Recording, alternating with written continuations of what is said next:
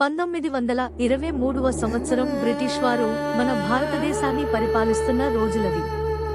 Steward అనే విదేశీ ఈ ప్రాంతానికి కలెక్టర్గా ఉండేవాడు. ఆయనకు ఒక భార్య ఉండేది. కలెక్టర్ బంగ్లాలో మన భారతీయులు బానిసలుగా పనులు చేస్తూ ఉండేవారు.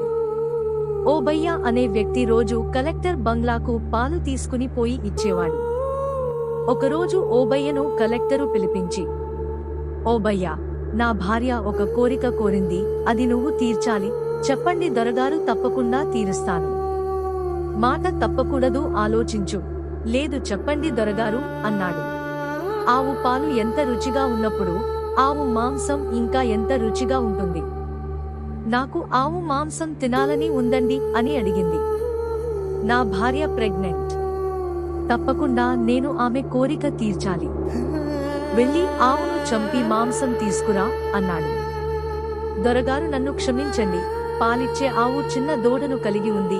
దాన్ని చంపడం మహాపాపం. నన్ను క్షమించండి, నేను ఆ పనిని చేయలేను అన్నాడు. ఉభయ మీద కోపడుతూ తన అనుచరులను పంపి ఆవును చంపి మాంసం తీసుకురమ్మని చెప్పాడు. వెంటనే బ్రిటిష్ అనుచరులు వెళ్లి ఆవును చంపి మాంసం తీసుకుని వచ్చి ఇచ్చారు. ఆవు మాంసాన్ని వండి కలెక్టర్ మరియు భార్య సంతోషంగా దాన్ని భుజించారు. కొంతకాలానికి కలెక్టర్ భార్య ప్రసవించి బిడ్డకు జన్మనిచ్చింది. డాక్టరు కలెక్టర్ దగ్గరకు వచ్చి, మీ బిడ్డ ఆరోగ్యంగా ఉన్నాడు, కానీ బిడ్డకు పాలు ఇవ్వడానికి తల్లికి పాలు లేవు అని చెప్పాడు. పాలు తెచ్చి పట్టించండి బాబుకి అని చెప్పి వెళ్లిపోయాడు. కలెక్టర్ మరియు తన భార్య ఇద్దరు పాలు లేవని బాబును చూస్తూ బాధపడ్డారు. కలెక్టర్ భార్య యేసు శిలువ ముందు నిలబడి, నేను చేసిన తప్పు నాకు తెలిసినది.